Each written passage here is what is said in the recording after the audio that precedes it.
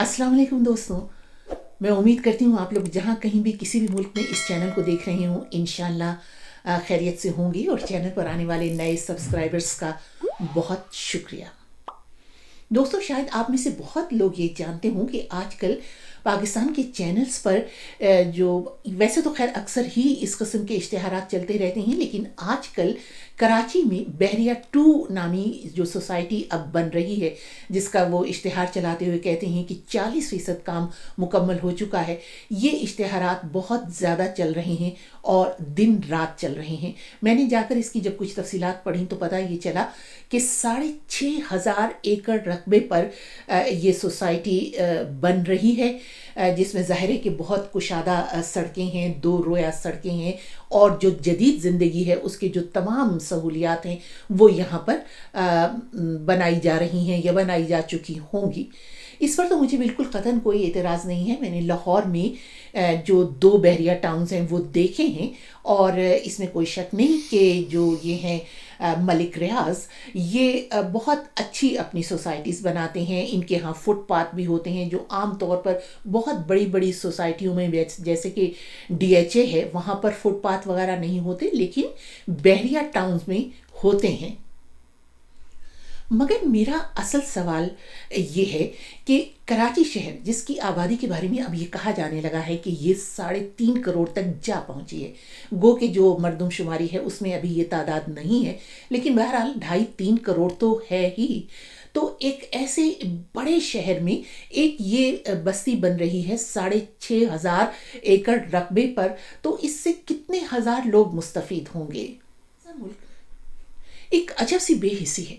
एक ऐसा मुल्क जहां 40% आबादी खते गुरबत से नीचे बसर कर रही हो, वहां पर कभी मैं ये नहीं सुनती कि कोई ऐसी बस्ती बनाई जा रही है जहां पर कम कीमत के प्लॉट भी दस्तयाब होंगे, जहां पर कम आमदनी वाले लोग जो हैं या जो हमारे मजदूर पेशा लोग जो हैं, वहां पर कोई कम पैसों में कम निर्खों पर ज़मीन खरीद कर अपने लिए छत डाल सकें।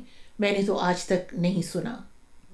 बल्कि जब भी इश्तिहारात आते हैं तो वो इस किस्म की बहरिया 1, बहरिया 2 या बहरिया टाउन्स तो तकरीबन पाकिस्तान के तमाम बड़े शहरों में हैं। अब ये तो जाहिर है कि ये जो कमर्शियल बिल्डर्स हैं, जिन्हें बिल्डर्स माफिया भी कहा जाता है, ये लोग तो जाहिर है कि अपनी ये बिजनेस है इनका, तो ये तो उस वक्त ही रकम लगाएंगे जब उससे दुगनी चौगनी या उससे कई ज़्यादा गुना ज़्यादा वो उनको वापस मिले। तो वो भला गरीबों के लिए क्यों कोई बस्तियाँ या कॉलोनीज़ बनाएंगे।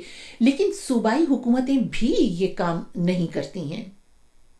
मुझे दरअसल मलिक रियाज से ये कहना था कि आपने माशाल्लाह बहुत पैसा कमा लिया, आपके तकरीबन तमाम बड़े शहरों में जो बहरिया टाउन्स हैं अच्छे हैं, बिल्कुल आपने अच्छे बनाए हैं, और फिर ये कि आपने 180 मिलियन पाउंड तो हुकूमत को वापस किए हैं किसी मुआहदे के तहत, और वो रकम कहाँ गई बहरहाल कुछ पता नहीं है। लेकिन बहरहाल ये मेरा इस वक्त मौजू नहीं है। तो मैं कहने का मेरे मतलब ये है कि अब अगर आप ऐसी कॉलोनीज बनाते हैं जिससे आप बहुत ज़्यादा मुनाफा कमाते हैं, और जाहिर है कि इसीलिए आप बनाते हैं कि आपका ये बिजनेस है, तो क्या ये मुमकिन नहीं है कि इसके साथ साथ आप कोई ऐसे रिहायशी अपार्टमेंट्स और ऐसी इमारतें भी बनाएं जहां पर कम आमदनी वाले लोग भी उनका भी ठिकाना बन सके, और उनको रियायती निरखों पर उनको छोटे फ्लैट्स मिल सकें या कोई ऐसी ज़मीनें मिल सकें जहाँ पर वो अपने आप कोई मकानात बना सकें, और जिसके लिए उनको कर्जा वगैरह भी दस्तयाब हो सके। अगर आप 200 कैनाल पर बिलावल हाउस बनाकर दे सकते हैं, तो फिर बहरिया टाउन्स के साथ गरीबों की रिहायशी बस्तियाँ अपार्टमेंट्स बनाने तो आपके लिए मेरा नहीं ख्याल कि कोई मुश्किल काम है।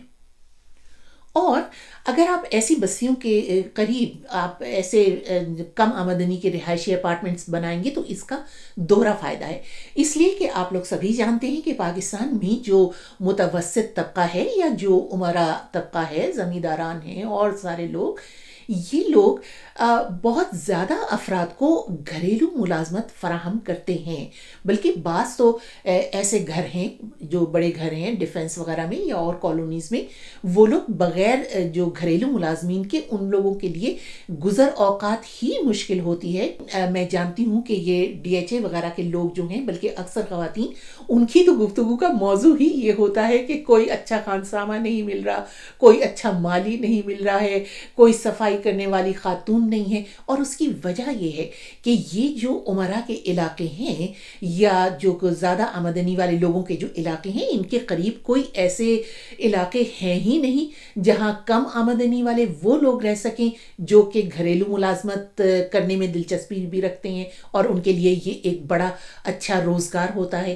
تو اکثر کے لیے بہت بڑا مسئلہ جو ہوتا ہے وہ رہائش کا ہوتا ہے کہ رہیں کہاں۔ میں جانتی ہوں ایک خاندان کو جو کہ ایک گھر میں ملازمت کرتا ہے، وہ یہ کہتا ہے کہ اب اگر ہم کہاں گھر بنائیں، ہم تو کوئی چھوٹا موٹا گھر بنا سکتے ہیں لیکن یہاں قریب تو کوئی ملے گا نہیں، اور ہماری ملازمت یہاں پر ہے، رہنا ہمیں یہاں ہے، گھر کہاں بنائیں۔ تو یہ ایک وہاں کا بہت عام مسئلہ ہے۔